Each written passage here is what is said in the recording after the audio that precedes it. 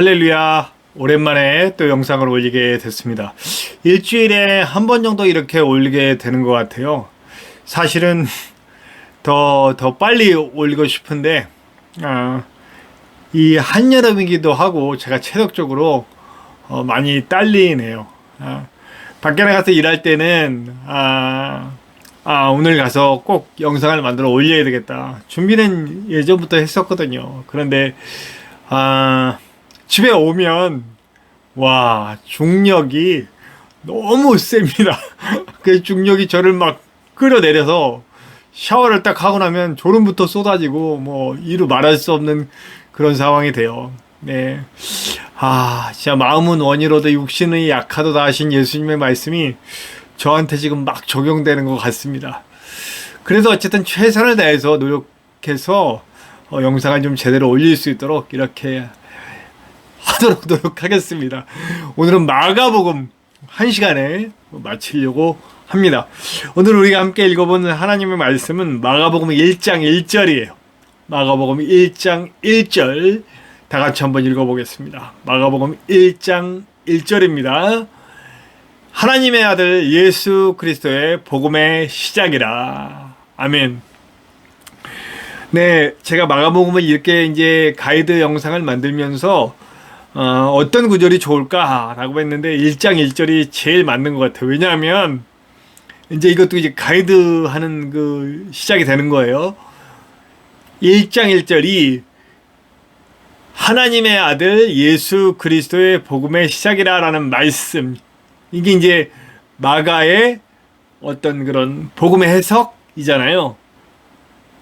이게 거의 유일해요. 그러니까 마가복음의 특징 중에 하나는 어떤 의도를 잘 드러내지 않는다는 거예요. 그러니까 그냥 팩트 자체를 이렇게 소개하는 듯한 그런 뉘앙스가 있는 거죠. 그러니까 마가 자신의 개인적인 뭐 이런 것이다. 뭐 마가 자신의 의견이 전혀 안 들어있는 것 같은 느낌을 받아요. 그러니까 오늘 우리가 함께 읽은 이 1장 1절만이 마가 개인의 의견이 들어있는 말씀 같다는 거죠. 그러니까 어떻게 보면 그러고 보니까 마가복음은 다른 복음들의 소스가 되었다고 학자들이 많이 그래요. 그러니까 마가복음이 가장 먼저 쓰여졌거든요. 그러니까 예수님이 태어나신 후 한 60년경에, 그러니까 예수님께서 33년 계시다가 십자가 지시고 부활하시고 승천하셨으니까 그 이후에 한 20 몇 년 만에 쓰인 거예요. 그러니까 어떤 분은 이거보다 먼저 다른 원복음이 있고, 그리고 그 원복음에 이어서 가장 먼저 이렇게 드러난 복음이다라고 하는데, 뭐 여러 가지 의견이 있습니다만 마가복음은 가장 현실적인 예수에 가까운 복음서다라고 하는 의견이 가장 지대한 것 같아요. 그리고 마가복음은 마가가 누군지 아시잖아요. 마가는 바울 서신에서도 많이 나오고 사도행전에도 나오고, 그래서 바울의 큰 동역자이기도 하지만 마가는 베드로하고도 아주 가까운 동역자였어요. 그래서 초대 교부 누군가 지금 제가 이름이 생각이 안 납니다만 그분의 말씀으로는 마가가 베드로에게서 들은 이야기를 가지고 복음서를, 그러니까 처음서부터 베드로가 그 느끼고 경험하고 예수님을 만나고 느끼고 했던 그 모든 경험들을 마가에게 전달해 줬고, 마가가 그 이야기들을 정리해서 옮겨 놓은 것이 마가복음이다. 그러니까 어떻게 보면 마가복음은 베드로 복음이다 라고도 말할 수 있다라고 이야기하는 것입니다. 그러니까 이 마가복음은 어쩌면 예수님의 가장 가까이 있는 예수님의 본래 모습, 그러니까 이게 되게 이상한데 다른 복음서가 안 그렇다는 게 아니고 신빙성, 그러니까 예수님을 가장 가깝게 표현한 복음서가 아닌가 이런 생각을 좀 해보게 됩니다. 그래서 그런지 좀 짧고 그리고 묘사가 간단한 부분이 되게 많죠. 이 이야기의 구성을 보면요, 이제 1장부터 8장 초반까지는 갈릴리의 이야기, 그리고 이제 8장 뒷부분부터 10장까지는 갈릴리에서 예루살렘으로 가는 얘기, 그리고 마지막에 우리 11장에서 16장까지는 이제 예루살렘에서의 이야기, 이렇게 나뉘어요. 그래서 그 대지를 그렇게 보면 되고요. 결국 복음서는 뭐예요? 예수가 이 땅에 오신 이후 특별히 하나님의 나라, 네, 복음서에서 하나님의 나라를 빼놓고는 얘기가 안 돼요. 역시 마가복음도 예수가 어떻게 하나님의 나라를 보여주느냐 하는 얘기를 듣는 거죠. 먼저 갈릴리에서는요, 예수께서 하나님의 나라를 입술로 설명하시고, 그리고 또 뭘 해서요? 축사와 치유와 이런 것들을 통해서 하나님의 나라가 어떤 것이냐, 하나님의 나라는 그 병든 것을 고치고 또 치유하고 또 귀신을 내어 쫓고 악한 것들을 내어 쫓고 하면서 하나님의 권세가 이 땅에 임한 나라, 치유의 나라, 악한 것들이 물러나는 나라, 하나님의 질서가 세워진 나라, 사랑하는 나라, 이런 것이라는 것을, 살리는 나라라는 것을 가르쳐주죠. 인간들의 반응은 각각이에요. 다른 복음서들에서도 마찬가지지만 여기서도 역시 예수님 그 모습, 예수님의 말씀과 예수님의 치유와 축사, 그러니까 귀신들을 내어 쫓고 병자들을 고치고 사람들을 살려내면서 말씀을 주신 그 이야기를 듣고 반응하고 제자가 되는 사람들. 두 번째는 긴가민가한 사람들. 와, 정말 저 사람이 메시아인가? 받아들이진 않지만 그렇다고 배척하지는 않는. 그리고 세 번째는 이제 기득권 세력이라고 할 수 있죠. 기득권 세력들이라고 할 수 있는 그 사람들이 적극적으로 예수님을 반대하는 모습. 이렇게 세 가지 모습으로 나와요. 그리고 그러면 우리는 누구인가? 라는 얘기를 거기서 또 묻는 거죠. 갈릴리에서 이런 사람들이 이런 선택을 했는데 당신은 어떤 선택을 하시겠습니까? 이렇게 물어보는 것 같아요. 그러니까 마가복음을 읽을 때는 사실 제가 이제 끝부분에 가서 또 얘기하겠지만 마가복음을 계속해서 물어보는 것 같아요. 당신은 어떻습니까? 하고요. 이제 갈릴리로 갑니다. 갈릴리에서 예루살렘으로 얘기하는데 거기에서는 3번에 걸쳐서 제자들과의 대화가 나와요. 그 대화들 속에서 우리가 알 수 있는 건 뭐냐면 제자들이 여전히 예수님이 바라보시는 방향, 제자가 됐잖아요. 아까 우리가 앞에 부분에서 얘기했듯이 예수님의 그 말씀과 치유와 축사 사역을 통해서 예수 그들을 받아들이고 제자가 된 사람들이에요. 근데 그 사람들이 분명히 예수를 주님으로 모시고 제자가 됐는데, 제자가 됐음에도 불구하고 그들의 모습이 예수님이 원하는 방향하고는 조금 다르다라고 하는 것을 느껴요. 그 3번의 대화를 통해 알 수 있거든요. 그 3번의 대화를 통해서 뭘 알 수 있냐면 그들은 여전히 예수님을 군사적인 메시아, 로마를 때려 부시고 이 땅에 이스라엘을 회복시킬 이 영토, 이스라엘의 영토, 그러니까 이 지금 현재 있는 눈앞에 보이는 이 육신의 나라를 회복시킬 뭐 그런 것. 그러나 예수님은 어때요? 예수님은 아니죠. 예수님은 그건 아니죠.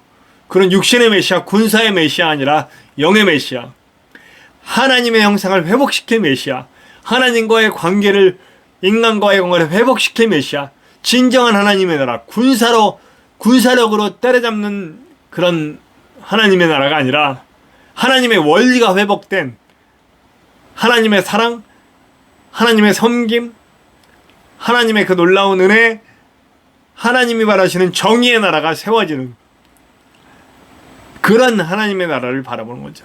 그 대화들을 통해서 그것이 아주 극명하게 드러나게 됩니다.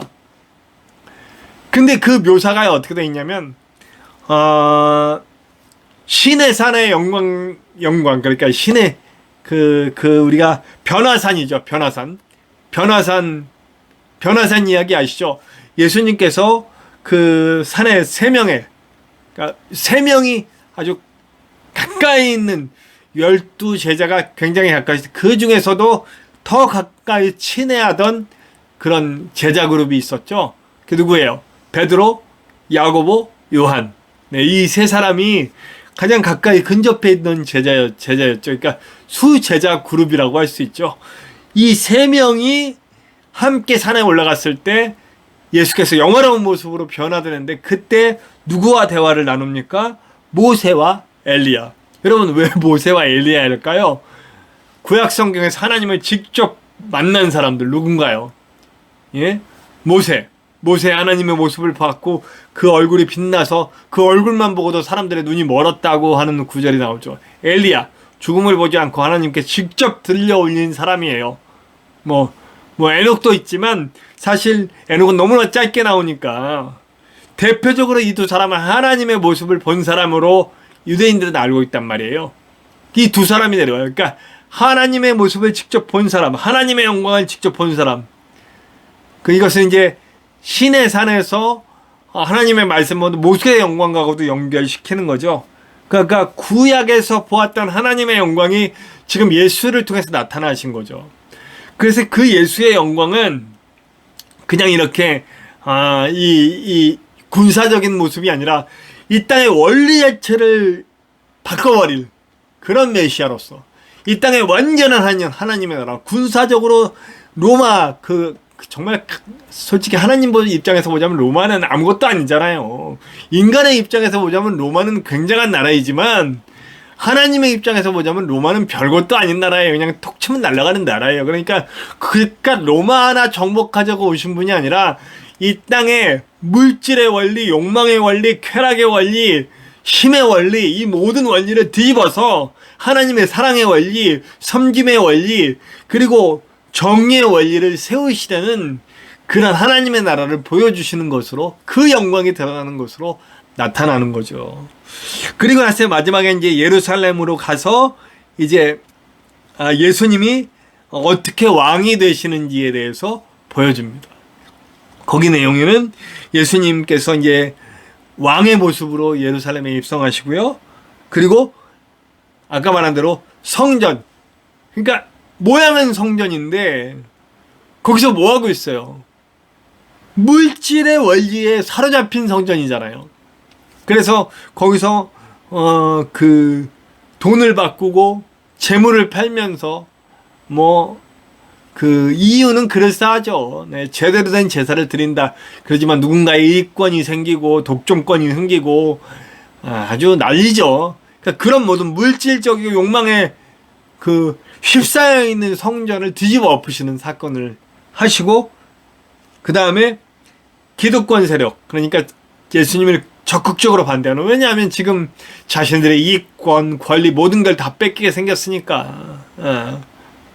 그래서 그것들을 지키려는 사람들과의 논쟁, 그리고 유월절의 의미에 대해서 얘기해 주죠. 유월절의 의미는 뭐냐?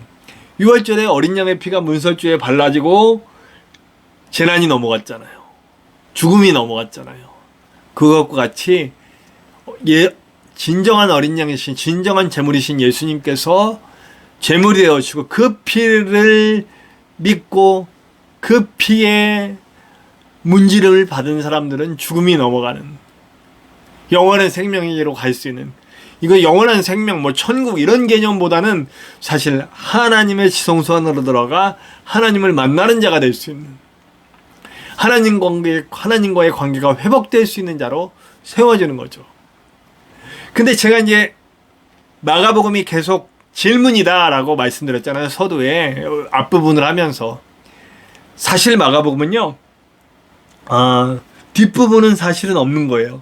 그러니까 16장 8절에서 사실은 끊겨요.